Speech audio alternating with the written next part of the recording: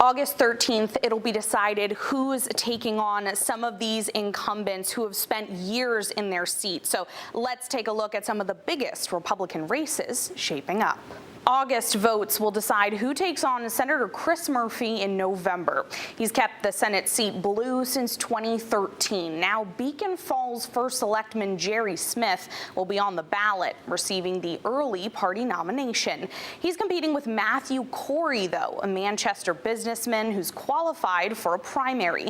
Corey is a longtime conservative candidate who's been harping on business-friendly representation in Congress. He owns local companies and is a former Teamster. Smith has highlighted immigration enforcement and the opioid crisis as some of the issues he's focused on, along with driving down energy costs. And in the southwestern corner of Connecticut, Republican voters in the 4th Congressional District will be choosing between these two candidates, Greenwich's Michael Goldstein and Fairfield's Bob McGuffey. They're challenging incumbent U.S. Representative Jim Himes. Representative Himes has been in office since 2009 and has made a name for himself on Capitol Hill in foreign affairs, U.S. intelligence, and financial policy.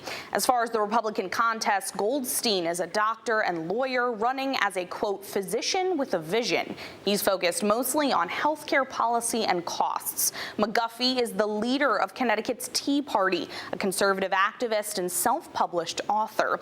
He wants to cut down on spending and national debt. He says he's against Representative Himes' vote for foreign aid.